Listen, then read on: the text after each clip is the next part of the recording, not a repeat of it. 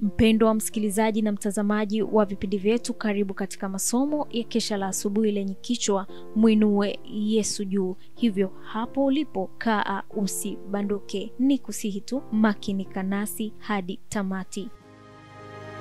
Piga panana ya makelele, Yesu yuaja tena.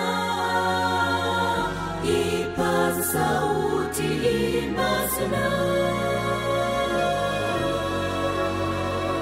Yesu yuaja tena. Anakuja, anakuja. Yesu yuaja tena.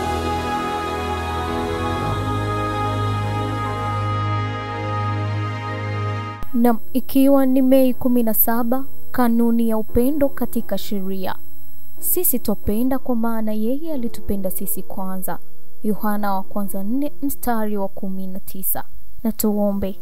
Asante Baba Mungu kwa kutuamsha salama. Tunapoenda kujifunza maandiko yako matakatifu, tunaomba utupatie Roho Mtakatifu atuongoze kupitia jina lako Yesu Kristo. Amen. Hakuna uthibitisho wa toba ya kweli isipokuwa kama inafanya matengenezo. Ikiwa atarudisha rehani na kutoa tena kile alichokuwa ameiba, kuungama dhambi zake na kumpenda Mungu na wanadamu wenzake, mwenye dhambi anaweza kuona uhakika kwamba amepita kutoka kifo na kuingia uzimani.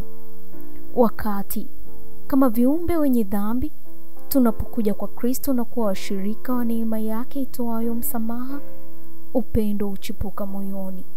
Kila mzigo unakuwa mwepesi kwa kuwa nira anayoiweka Kristo ni rahisi. Wajibu unakuwa wa kufurahisha na kujitolea kuwa ni raha.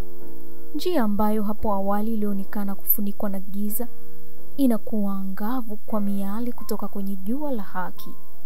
Uzuri wa tabia ya Yesu utaonekana kwa wafuasi wake.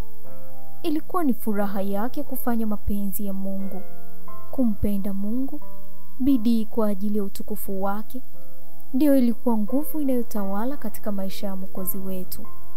Upendo ulipamba na kuinua matendo yake yote. Upendo ni wa Mungu.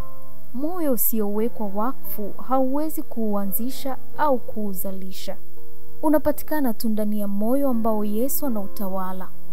Tunapenda kwa maana yeye alitupenda sisi kwanza. Yohana wa kwanza 4 mstari wa 19.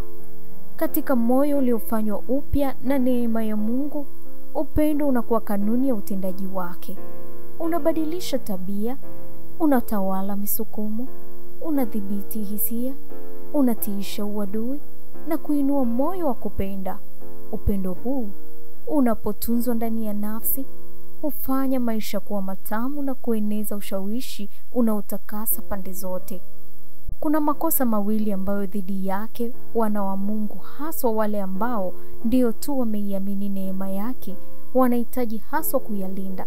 La kwanza ni lile la kutazama matendo yao wenyewe, wakiamini kila kitu wanachoweza kukifanya ili kujileta katika mapatano na Mungu.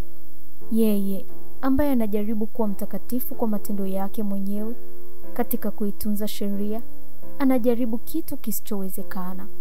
Kile ambacho mwanadamu anaweza kufanya bila Yesu, kile ambacho mwanadamu anaweza kufanya bila Yesu kimechafuliwa na ubinafsi na dhambi. Ni neema ya Yesu pekee kwa njia ya imani ambayo inaweza kutufanya kuwa watakatifu. Kosa la pili litupasalo sisi kuwa na hadhari nalo ni kinyume cha lile la kwanza. Ndilo kufikiri kwamba hatuna haja kuishika sheria ya Mungu kwa sababu kwa imani pekee tunakuwa washirika wa neema ya Kristo. Matendo yetu hayahusiki katika ukombozi wetu.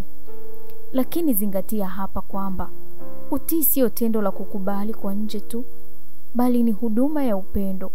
Sheria ya Mungu ni udhihirisho wa asili yake mwenyewe. Ni mfano halisi wa kanuni kuu ya upendo, na kwa hiyo ni msingi wa serikali yake mbinguni na duniani. Ikiwa mioyo yetu itafanywa upya na kufanana na Mungu, ikiwa upendo wa Mungu umepandikizwa ndani ya nafsi, je, sheria ya Mungu haitatekelezwa maishani? Sheria ya upendo inapokuwa imepandikizwa moyoni, Mwanadamu anapoumbwa upya katika sura yake yeye aliyemuumba, ahadi ya Agano Jipya inatimizwa. Utii, huduma na utii wa upendo ni ishara ya kweli ya wanafunzi. Utasoma Jipatie Amani Moyoni, ukurasa wa 43 hadi 45. Huu ni mwisho wa somo letu la Mei 17, kanuni ya upendo katika sheria. Na tuombe. Asante Baba kwa somo hili, tunajikabidhi kwako. Tunaomba kazidi kutufundisha siku kwa siku kupitia jina lako Yesu Kristo. Amen. Barikiwa nami mwaka 2025 katika masomo haya.